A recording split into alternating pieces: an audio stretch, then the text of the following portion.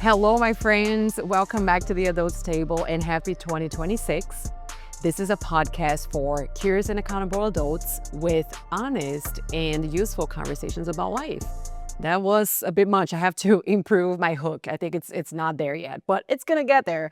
Listen, we're back, season 2. I'm glad to have you back. Today, I'm at a new studio. If you can tell, I'm not in my bedroom. I'm in a beautiful conference room. It's not just a podcast studio, it's just a conference room. Because the adults table, this is a table, you see? Amazing. But don't get used to it because I'm renting it for 4 hours only. So we don't know if tomorrow you're going to see the same background or we're going to be in a completely different studio. But I'm very excited because this is another step, right, in this journey. And I feel like it's so important to celebrate these small milestones in life, which is a little bit of what I'm going to talk about today.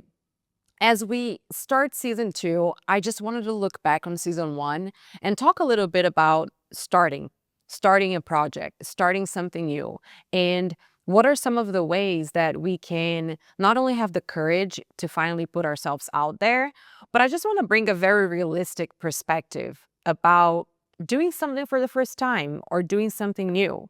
I feel like we're so hard on ourselves and we expect everything to be perfect overnight that sometimes sharing these little pieces of, I don't know, it's not pieces of information, but like just sharing the reality of what it's like to start a new project might help inspire you to start your own project. We have another episode in season 1 talking about starting, and it was like my second episode. It's, are you really not ready to start? And it's one of my most listened to episodes. So this is part 2. This is diving deeper into that topic.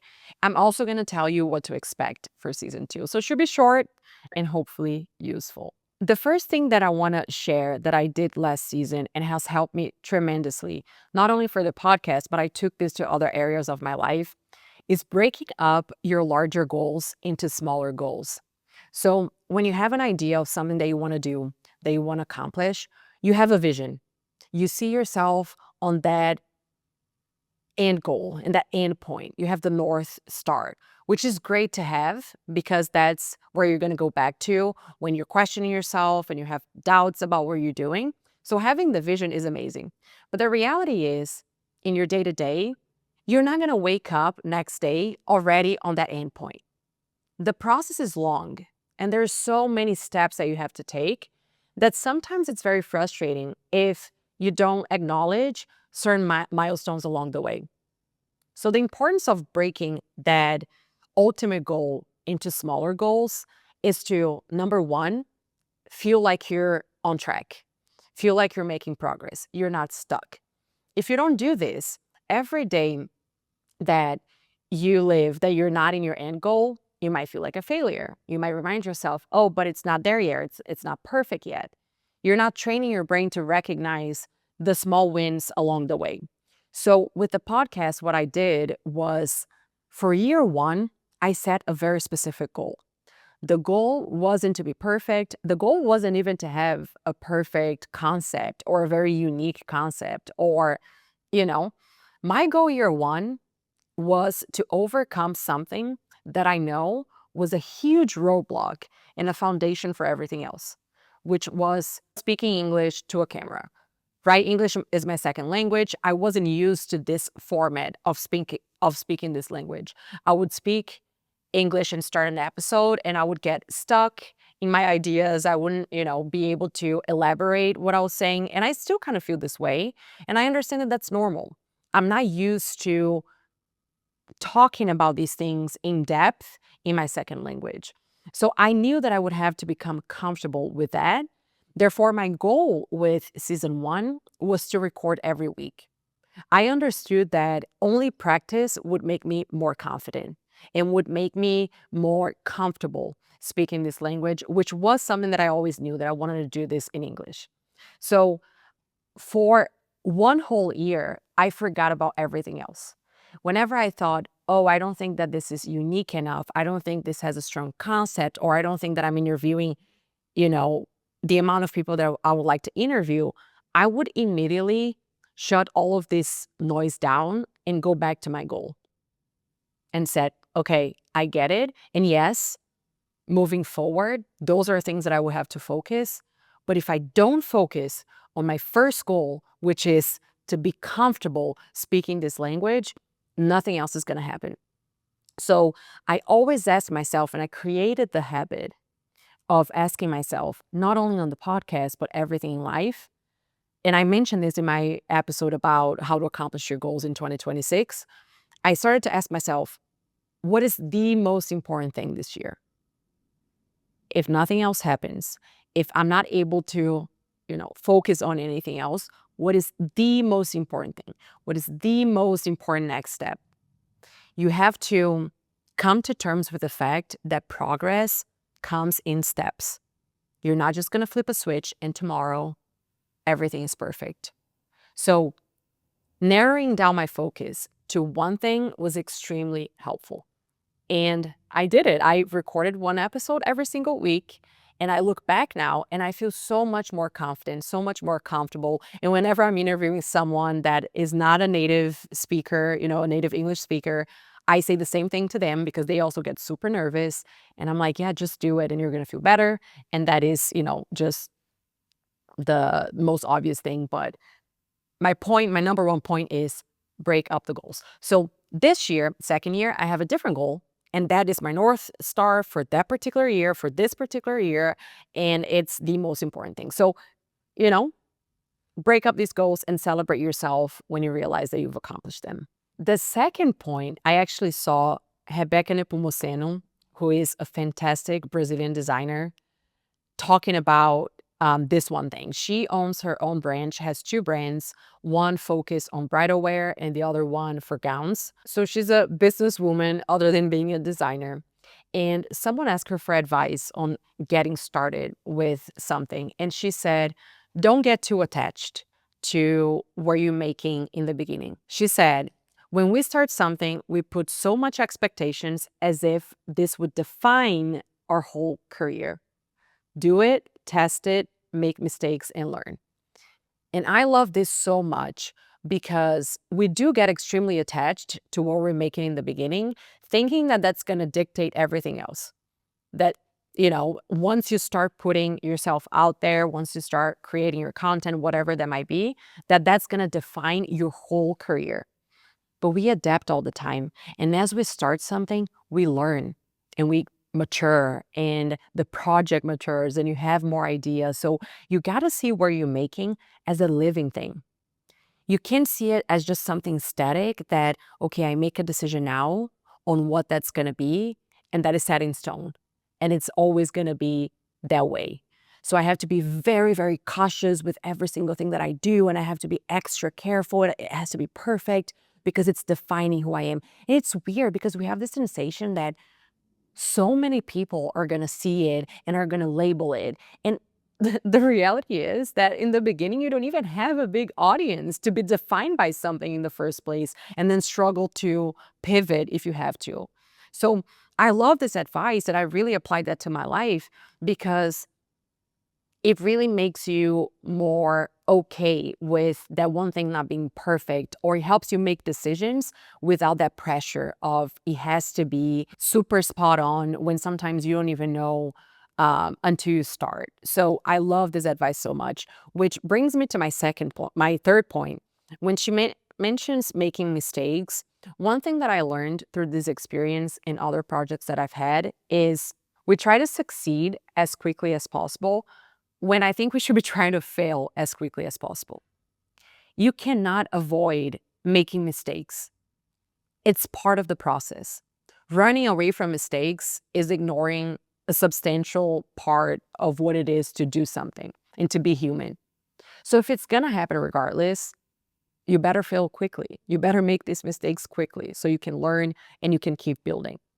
At least for me, when my focus is just in success and I'm just like, I gotta get there, I gotta get to this point, then I put a pressure on myself that just makes me freeze instead of making me free to create.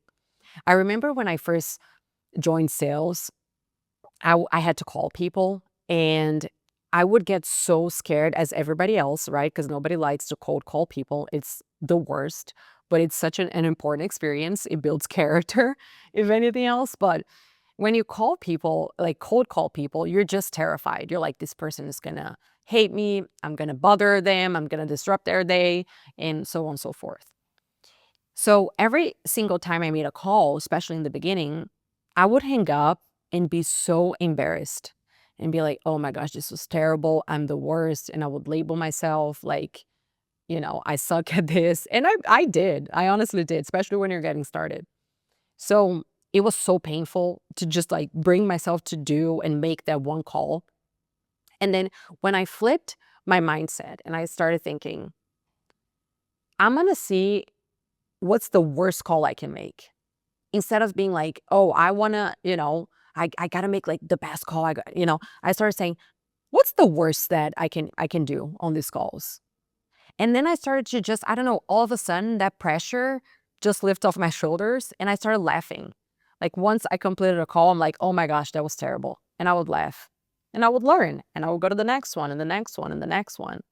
So just because I wasn't over focused on being good, obviously my intention was being good, but just by eliminating the focus on being good and more so understanding, okay, I'm going to be bad at this. It's part of the process. Let me figure out how bad I can be so then I can be good and learn through the process. That really changed the way that I was approaching that. So I applied that to this project as well. I know it's not going to be perfect at first, but we're going to find our way, right? So I want to fail fast. I want to make mistakes fast. I want to learn. I want to pivot, and that's it. And when I say make mistakes, it's not just mistakes, it's actually experimenting with what you're doing. So in season 1, I did so many different things, different, microphones, different scripts, like reading off of script or just freestyling. Just try different things and then you find yourself. And last but not least, as far as learnings, one thing that I will always say, I've mentioned this in so many episodes, so many times, and I will always say this, is many of us think that in order to get started, we have to have all the answers. We don't understand that the answers presents themselves to us as we go. The path becomes clear as you're walking. And we don't understand this. We think that, okay, I have to have every single answer to every single scenario, to every single thing before I get started. And then maybe I'm going to feel ready. And then it's going to be perfect. And then, everyone's going to start paying attention to what I'm creating. And that's not the case. When you put yourself out there and you start, even if you're not feeling 100% ready, even if you don't have all the answers, because nobody does, what you're doing is giving yourself the chance to mature. So you mature through the process, you start finding the answers to the process, but you're also giving life the chance to work with you. If you're just sitting here, oh, do I want this or do I want that all the time? And again, don't skip planning, obviously, plan. But if you over plan, what you're actually doing is substituting the action with the planning, just so you feel better about yourself. But the reality is that you're not really, doing it. Anyway, so once you actually start, you're giving life the chance to work with you, to surprise you, to put people in your life that are going to say something to you that's going to spark an idea in a direction and who's going to connect you with somebody else who's, like you got to let things happen and then you start finding the answers. So don't wait for all of the answers. I think I will always, probably in every single season, I'll have an episode talking about getting started because I just really want to be very transparent about the fact that it doesn't have to be perfect. You just got to put yourself out there. Now, what to expect this season, my loves, my friends? This season, we have a theme. The theme is, what are you bringing to the table today?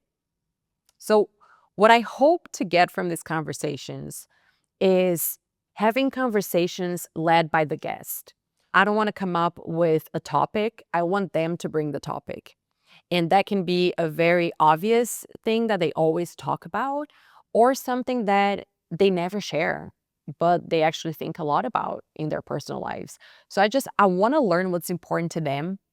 And I want to explore, what they're thinking and share this with you all. So I'm very, very excited because so far I've had incredible conversations with so many amazing individuals with different backgrounds, different stories, and going back to the goal of these conversations being useful and direct.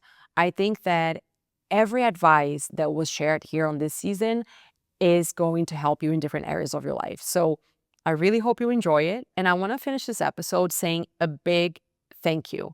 Thank you so much for tuning in to season 1. Thanks for being here in season 2. This project is very important to me and very special. And I really hope that these conversations can create some insights for you. I really hope that you leave these conversations thinking of something that you have not thought of before. So thanks for being part of this community, and welcome to season 2 of The Adults Table.